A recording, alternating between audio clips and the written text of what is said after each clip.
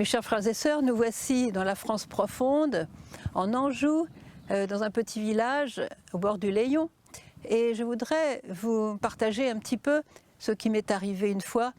J'étais invitée à une conférence aux États-Unis et quand j'ai su le thème de cette conférence, j'ai commencé à paniquer un peu.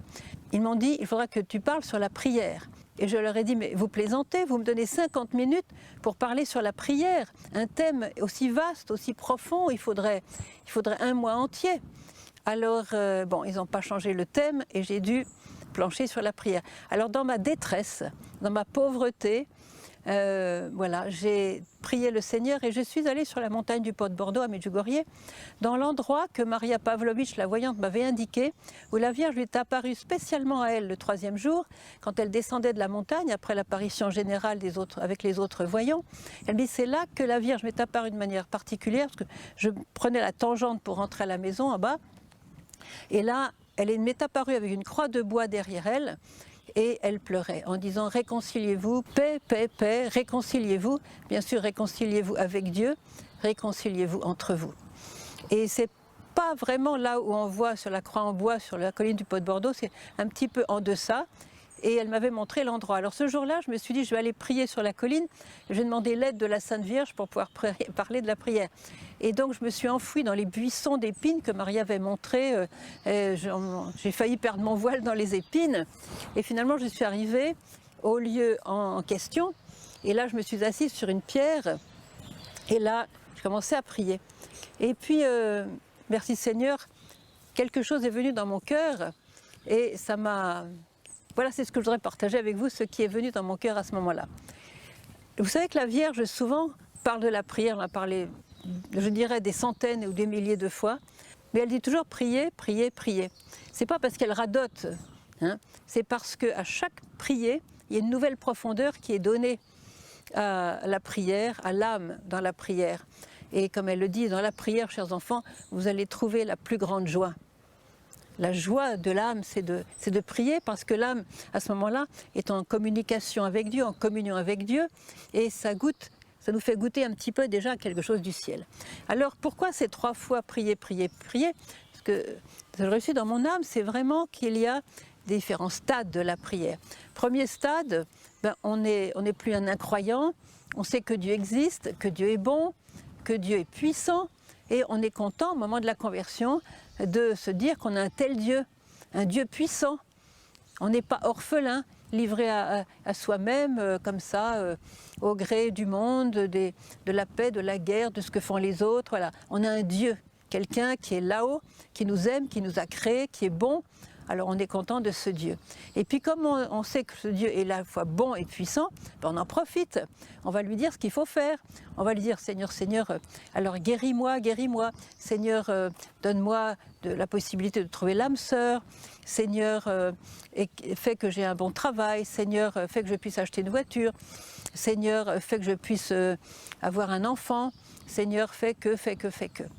Et alors on prie avec tout son cœur parce qu'on désire vraiment ce que l'on demande. Et c'est bon parce que Jésus a dit, demandez, vous recevrez, frappez et l'on vous ouvrira. Voilà, il a dit ça, donc c'est vrai. Et c'est bien de prendre Dieu comme un père qui pourvoit à nos besoins et qui est attentif à chacun de nous. N'oubliez pas ce très beau message, hein, où la Vierge dit, chers enfants, n'oubliez pas que chacun de vous est un monde unique aux yeux du Père Céleste. Et ce monde unique, le Seigneur le voit, et il voit les besoins de cette âme qui est unique. Dans toutes les milliards de personnes qui sont sur la terre, nous avons une manière unique de prier, que Dieu nous donne par l'Esprit Saint, de même que nous avons une manière unique de souffrir. Il n'y a pas 2 personnes qui souffrent de la même manière. Et Jésus a, je dirais, collectionné, entre guillemets, toutes nos manières de souffrir en souffrant sur la croix. Il a assumé toutes nos souffrances et il a prié aussi. Alors, premier stade, je dirais c'est un peu un petit monologue avec le Seigneur. On explique au Seigneur ce qu'il doit faire. Et puis quelquefois, il a droit à tous les détails. Fais ci, fais ça de telle manière avec un tel, et puis change un tel, et puis fais que ci, fais que ça. Bref. Et c'est un peu un monologue. C'est quand même un stade un petit peu fragile au niveau de la prière. Pourquoi? Parce que si Dieu ne fait pas ce qu'on lui demande, Si Dieu ne fait pas, il ne répond pas comme on voudrait, alors là, c'est un peu qui tout double pour certaines personnes. Oui, voilà, j'avais demandé au Seigneur de guérir ma fille, il ne l'a pas fait, ben maintenant voilà, je ne mets plus les pieds à l'église, ou bien alors je suis déçue, je pensais que Dieu allait écouter ma prière, le Seigneur écoute la prière d'un tel, ça c'est sûr, on les voit, il prie bien, mais moi il n'écoute pas ma prière, vous voyez, il y a tous ces murmure de l'ennemi dans notre âme qui va nous faire croire que Dieu est lointain, qu'il écoute certains et pas d'autres, voyez, et que de toute façon, si Dieu ne répond pas, c'est que c'est pas le Dieu bon qu'on avait pensé, etc. Et là, le malin infiltre déjà quelques-uns de ses poisons, et c'est l'intervention du malin dans ce stade, alors que le Seigneur nous avait donné la grâce de croire en un Dieu qui existe, qui est vivant, croire dans le Dieu vivant. Alors, nous allons réaliser que finalement notre prière est un peu coincée. En fait, il faut bien se rendre à l'évidence que ce premier stade de la prière est le stade de pratiquement la grande majorité des chrétiens. La grande majorité des chrétiens en reste à ce stade, voyez, et ils n'ont pas l'idée de passer la seconde en quelque sorte. Alors nous allons ensemble passer la seconde. La seconde est un stade très très important. Comme dans les voitures, vous êtes en première, ça racle un peu, c'est lent, ça fait du bruit. On va passer la seconde, on va aller un petit peu plus vite. Alors si on passe la seconde, on va arriver dans un autre stade, on a une lumière, et la lumière nous dit « Oui, mais moi je désire telle chose ». Mais Dieu, lui, est-ce qu'il désire la même chose? Quel est son plan? Quel est son dessein divin sur moi et sur les prières que je fais, sur ma situation? Peut-être que lui a une pensée à lui qui n'est pas forcément la mienne, c'est ça, voilà. Peut-être que Dieu voit les choses autrement, et donc c'est pas la peine que je m'excite à lui demander quelque chose qui n'est peut-être pas dans sa volonté. Et là, on s'ouvre, c'est un don de l'Esprit Saint, on s'ouvre à la volonté de Dieu, afin que notre volonté, petit v, soit égale à la volonté de Dieu, grand V, sur la formule de Maximilien Kolbe. Petit v égale grand V. Ce stade a différentes périodes, voilà, et il y a la grande grâce de la paix, de trouver la paix quand on s'ajuste à la volonté de Dieu, voyez, en commençant par s'ajuster au commandement de Dieu. Le Seigneur n'a pas besoin de nous téléphoner pour savoir qu'on ne vole pas, on ne blasphème pas le nom de Dieu, on ne jalouse pas un, on ne fait pas d'adultère, on ne ment pas, pas de faux témoignages. Pas besoin d'avoir un coup de téléphone de Dieu pour savoir ça, que c'est sa volonté. Voilà. Donc on s'est ajusté à la volonté de Dieu, et là la paix commence à couler en nous comme un fleuve. Parce que la paix vient quand on s'ajuste à la volonté de Dieu, c'est-à-dire au plan parfait que Dieu a sur chacun de nous, et qui est un plan unique. Et la paix vient à ce moment-là, parce qu'il n'y a pas de décalage entre ce qu'on veut et ce que Dieu veut. Alors, il y a évidemment le malin qui est trop furieux qu'on ne soit déjà arrivé au stade numéro 2 et qui va infiltrer ses propres poisons. Alors, quel est le poison numéro 1 de Satan dans ce stade-là? Eh bien, c'est la peur. La peur qui va nous venir avec l'imagination. L'imagination, vous savez, on l'appelle la folle du logis, et c'est pas pour rien. On va se dire oui, alors on va s'adapter à la volonté de Dieu, c'est sûr qu'elle est bonne, mais si jamais le Seigneur me demandait d'être missionnaire au fond de l'Alaska, ah ben non, alors non, là ça c'est pas possible, non, là, on n'y pense pas, c'est pas possible, j'arriverai jamais. Et là on se fait un film sur la possibilité que Dieu aurait de nous demander telle ou telle chose, évidemment l'impossible. Et là on se méfie. Voilà, on a peur de la volonté de Dieu. Et là, Satan a gagné. Si on a peur de la volonté de Dieu, Satan a gagné. Alors on ne va pas le faire gagner, on va s'adapter, on va s'ajuster. En sachant que la volonté de Dieu, pour nous, c'est le bonheur. Vous m'entendez? C'est le bonheur. La volonté de Dieu, c'est le plus grand bonheur qu'on puisse goûter sur la terre. Parce que c'est lui qui nous a créés, et c'est lui qui connaît chaque fibre de notre être. Il nous connaît beaucoup mieux que nous ne nous connaissons nous-mêmes, si bien qu'il sait exactement ce qu'il nous faut, le chemin qu'on a à parcourir pour finalement tomber dans ses bras au dernier jour dans le ciel. Et il a un plan qui fait qu'on tombera dans ses bras. Si on transgresse c'est sa parole, sa volonté, ce que l'on sait être sa volonté, alors là on biaise un petit peu, et c'est plus dur, plus long, et on peut faire du purgatoire. Voilà. Comme dit Saint Jean de la Croix, Dieu met dans notre vie tout ce qu'il faut pour qu'on aille directement au ciel. Aussi bien les bénédictions, les choses agréables que les épreuves. Et si on les vit avec soumission, avec humilité, en adorant Dieu dans tout ce qu'il nous propose, eh bien, c'est le ciel en direct. Et la petite Thérèse elle-même disait quelque chose de très beau. Elle disait que le secret du bonheur sur la terre, c'est de trouver merveilleux tout ce que le Seigneur nous donne, quel que soit ce qu'il nous donne. Donc nous sommes déjà dans le deuxième stade et la paix grandit au fur et à mesure que l'on prie. On prie vraiment, on adore le Seigneur, on récite son chapelet, on est dans la prière, on met vraiment Dieu à la première place, on écoute dans la prière, on peut pas vraiment de parler à Dieu, mais on écoute aussi, on lit la parole pour écouter aussi comment elle résonne dans nos cœurs, dans nos vies, dans les situations précises qui sont les nôtres. Et puis on chemine dans une plaie de plus en plus grande, de plus en plus grande, de plus en plus grande. C'est le but de cette deuxième. Mais voilà, je vais vous donner un exemple pour vous montrer comment on se fait piéger. C'est un exemple concret pris à Medjugorje avec la voyante Mirjana. Mirjana, c'est la voyante qui a reçu de la Sainte Vierge la tâche particulière de prier pour ceux qui ne connaissent pas encore l'amour de Dieu, donc les incroyants. Et alors, un jour, elle était dans sa chambre et elle attendait la venue de la Sainte Vierge à l'heure de l'apparition en fin d'après-midi. La Vierge ne vient pas, mais c'est quelqu'un d'autre qui vient.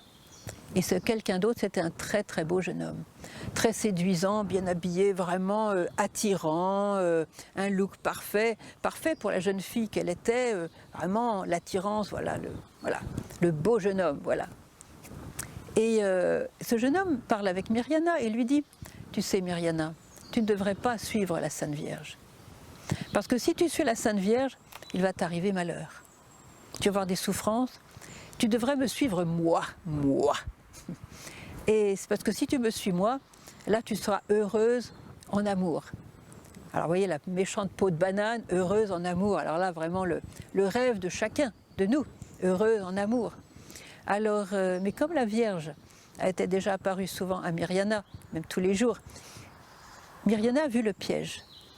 Tu ne devrais pas suivre la Sainte Vierge. Et elle s'est reculée en disant non. Elle ne voulait pas cette proposition. Et quand elle a dit non, ce personnage qui est en fait Satan a crié et il est parti en courant. Et là, Mirjana a eu peur, elle a réalisé que c'était Satan. Et elle a eu très peur, elle tremblait de tout. Mais elle me disait, par exemple, vous voyez, il était très très séduisant, très beau, très attirant, mais ses yeux étaient rouges, comme s'il était dans le feu.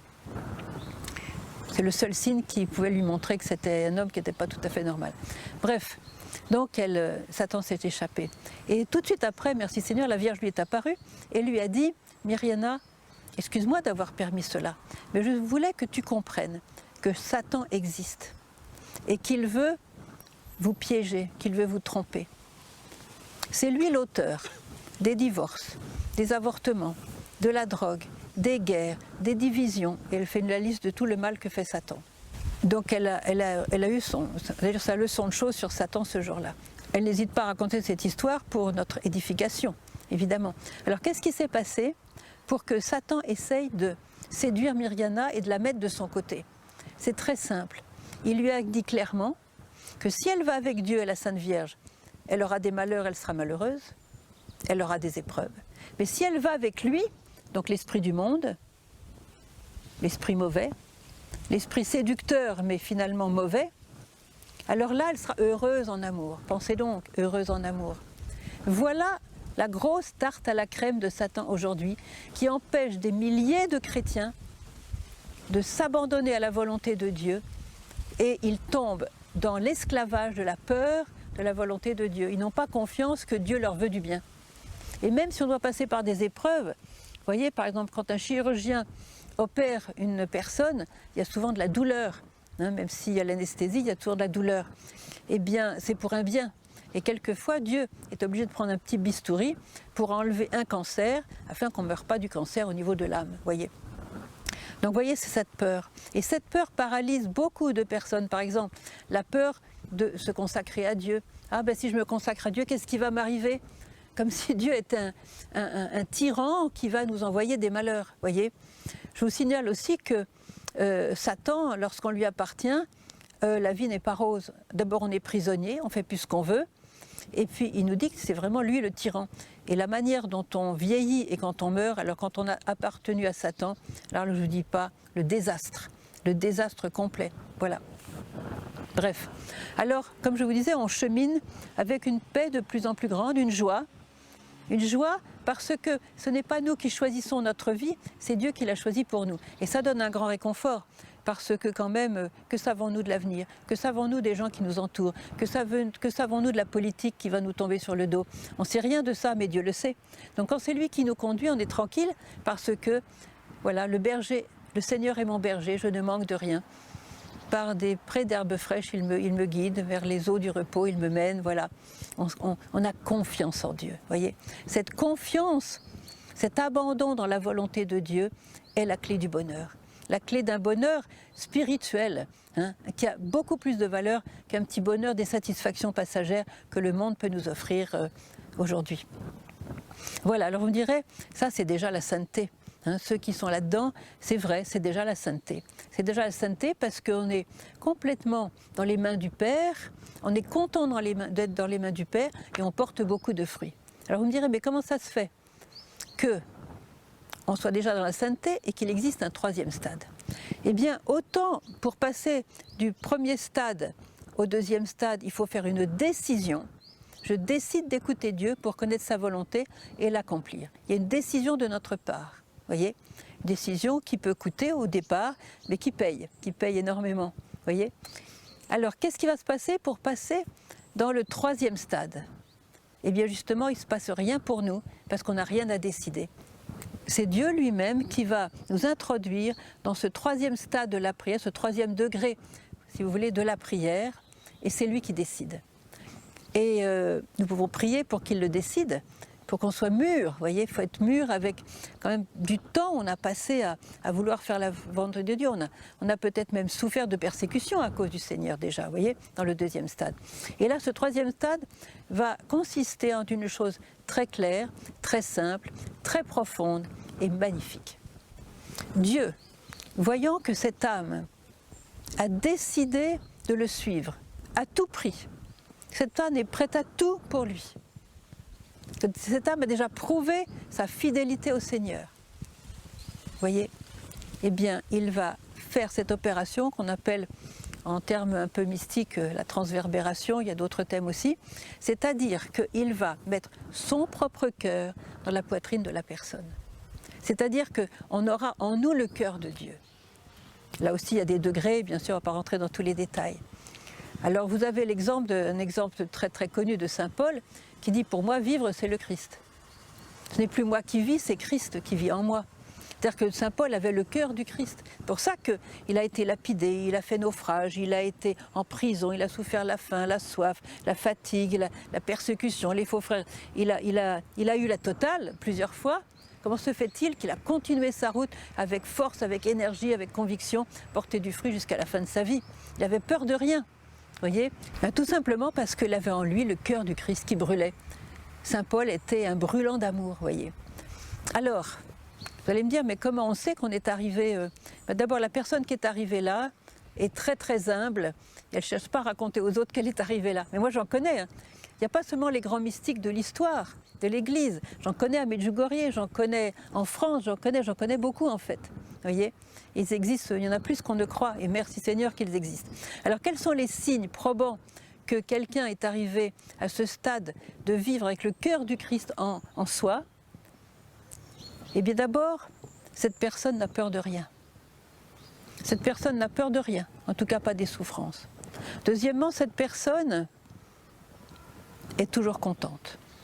Quoi qu'il arrive, cette personne est contente. D'ailleurs, c'est ce que Marie disait quand elle a guéri la petite Mariam de Bethléem dans sa grotte, alors qu'on lui avait tranché la gorge, vous voyez. Marie est venue la guérir, elle l'a soignée, elle l'a nourrie.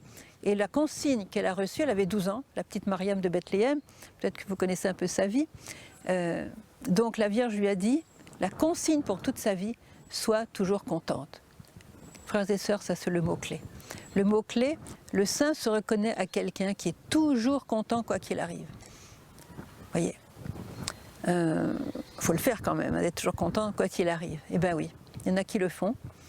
Et même Saint Paul disait, j'exulte de joie au milieu des épreuves. Voilà. Alors un des signes les plus sympathiques qui va vous attirer, c'est que ceux qui en sont comme ça au 3e stade de la prière, eh bien leurs prières sont toujours exaucées. Sympathique, hein? Leurs prières sont toujours exaucées. Pourquoi? Parce que c'est la prière de Jésus lui-même dans leur cœur. Et comme Jésus dit, Seigneur, je sais que tu m'exauces toujours. Donc plus on a le cœur du Christ en soi, plus nos prières sont exaucées. On savait quand on était à Saint-Giovanni-Rotondo que si on allait voir le Padre Pio qui avait lui le cœur du Christ aussi en lui, eh ben c'était du bonus pour nos intentions, vous voyez. Il a fait des miracles extraordinaires, vous voyez. Donc ça fait partie des symptômes de celui qui vit avec le cœur du Christ. Et puis, comme je disais tout à l'heure, ces personnes-là n'ont peur de rien. Il n'y a rien qui les arrête, même pas le martyre.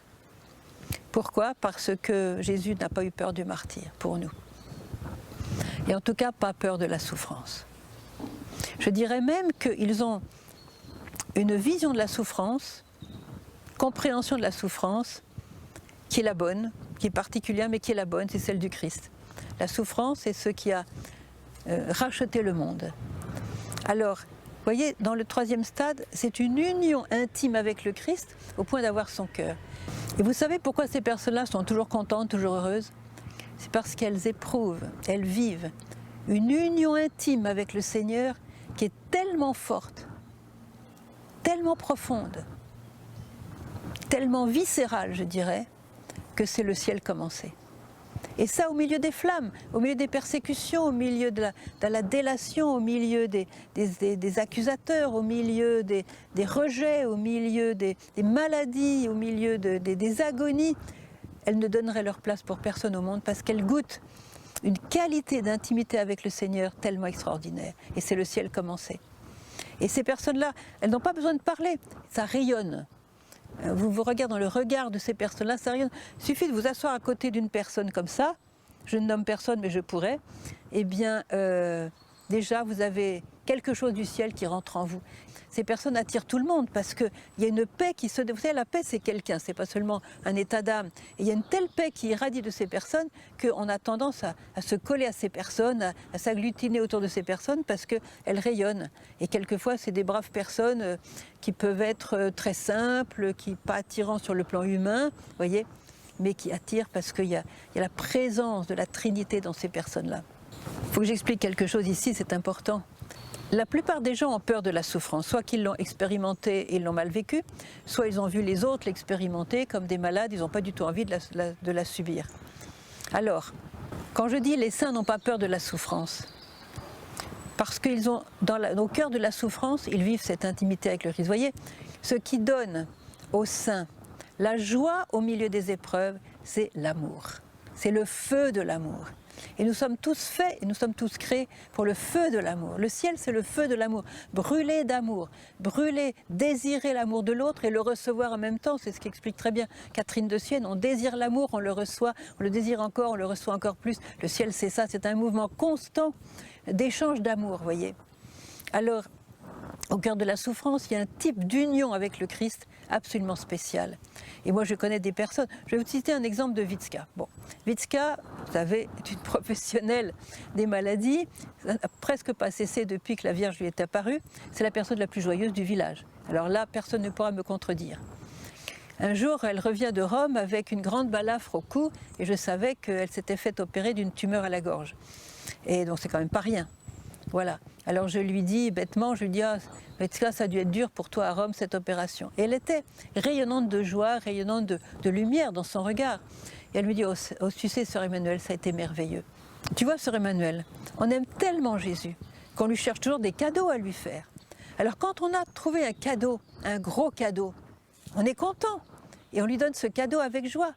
Tu vois, quand je suis partie à Rome, je me suis dit, voilà, je vais donner ce cadeau au Seigneur de la souffrance de cette tumeur. Et c'était extraordinaire, c'était extraordinaire. Et je voyais bien, ce n'était pas des paroles, c'était son regard irradiait le bonheur, la lumière. Vous voyez, c'est extraordinaire. Donc, peu importe qu'il y ait la souffrance ou pas la souffrance, là n'est pas le problème. Ce qui importe, c'est l'amour du Christ qui brûle en nous, voyez. Et quand l'amour du Christ brûle en nous, on n'a peur de rien. Parce que l'amour est tellement fort que la souffrance, c'est rien à côté de cet amour, voyez. Et c'est ça qu'il faut comprendre et que le monde ne peut pas comprendre parce que quand il y a la souffrance, il n'y a pas Jésus. Ben, comme dit la Vierge, ce monde sans espérance quand il n'y a pas Jésus. Et la souffrance sans Jésus mène au désespoir, voyez. Mais la souffrance avec Jésus mène au ciel. Et pas seulement ça, ces personnes qui sont dans le troisième stade de la prière, ce sont comme des co-rédempteurs. C'est-à-dire qu'ils aident Jésus à sauver encore plus d'âmes. Et c'est ça qui fait aussi leur joie, c'est qu'à chaque offrande de la souffrance donnée à Jésus, en communion avec la souffrance de Jésus, ils savent qu'il y aura peut-être 1, 10, 100, 1000, 10 000 personnes qui vont être sauvées grâce à l'offrande de cette souffrance. Vous voyez ? La petite Thérèse, qui est une grande mystique, mais d'une manière tout à fait cachée, voyez, elle disait, je sais si elle a eu sa dose de souffrance aussi, mais elle disait, quand elle souffrait au plus noir de sa nuit, elle disait, j'étais gaie comme un pinson, voyez, et parce qu'elle avait Jésus, et Jésus, même si elle ne le sentait plus, elle sentait plus les paroles de ténèbres à ce moment-là qui l'agressaient, mais elle était avec Jésus, voyez, et elle disait, souffrir passe, avoir souffert demeure. Souvenez-vous de ça, souffrir passe. La souffrance a une date de péremption, mais avoir souffert, les fruits sont pour l'éternité. Voyez, et c'est pour ça que les saints sont toujours contents. Alors il y a aussi des symptômes que... Bon, on va citer quelques grands mystiques parce que c'est important de lire leur vie, c'est important de savoir par où ils sont passés pour en arriver là où ils sont arrivés en fait. Alors vous avez d'abord le plus proche de nous, c'est évidemment Sœur Faustine, hein, polonaise.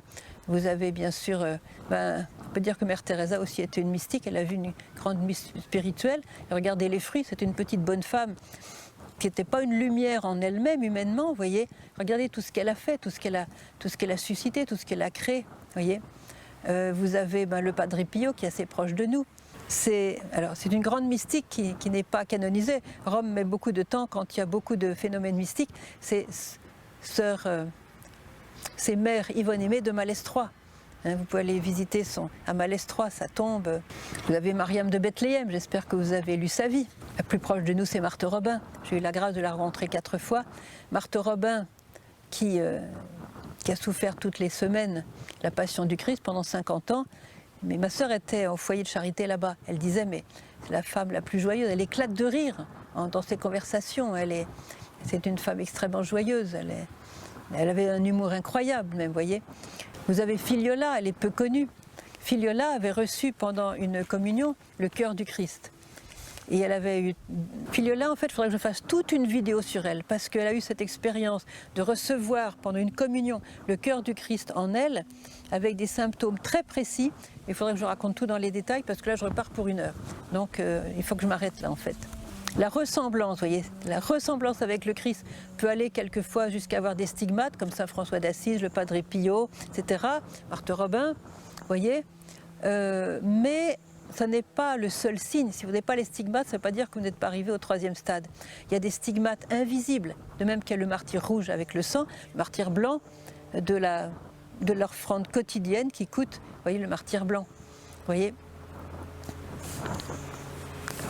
Regardez la petite Thérèse, elle n'a jamais eu les stigmates, mais c'était une vie mystique qui rentrait en elle, cette union avec Jésus extraordinaire qu'elle exprime dans toutes ses lettres, dans tous ses écrits.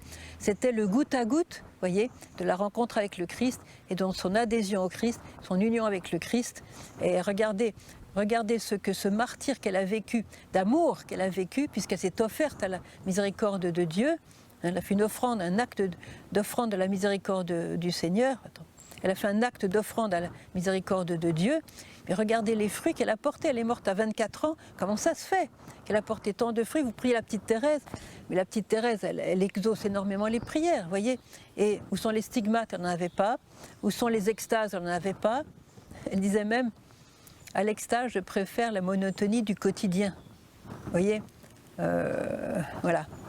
N'empêche que c'était une grande mystique. C'est-à-dire la mystique dépend de notre union avec Dieu. Et ça, c'est l'amour. Voilà. Donc, pour en revenir aux 3 stades de l'amour, la Vierge nous dit, chers enfants, priez, priez, priez. C'est une phrase extrêmement mystique parce que elle nous dit, bon ben, commencez à prier, premier stade, priez encore, ouvrez-vous à la volonté de Dieu pour avoir la paix. Et troisième stade, vous êtes tous invités au troisième stade. Et si vous n'y êtes pas encore, demandez-le. Parce que c'est ça le plan de Dieu. C'est ça le plan de toute âme créée par Dieu. D'avoir, à part des chemins complètement différents, par exemple, la petite Mariam de Bethléem, qui est une grande mystique de la Galilée, hein, du 19e siècle. Ce qu'elle a vécu n'a rien à voir avec ce qu'a vécu Thérèse d'Avila. Thérèse d'Avila, ce qu'elle a vécu n'a rien à voir avec ce qu'a vécu Saint Jean de la Croix ou le Padre Pio. Ce qu'a vécu le Padre Pio n'a rien à voir avec ce qu'a vécu la petite Thérèse ou Mère Teresa, vous voyez, de Calcutta. Donc on a des symptômes vraiment, on a des personnalités spirituelles très différentes, mais le cœur en commun, c'est d'avoir en soi la flamme brûlante de l'amour du Christ. Et ça, c'est le bonheur. Voilà, je vais m'arrêter là. C'est pour ça que la Vierge nous dit aujourd'hui, chers enfants, priez, priez, priez. Dans la prière, vous trouverez la plus grande joie. Voilà. Que Dieu vous bénisse tous.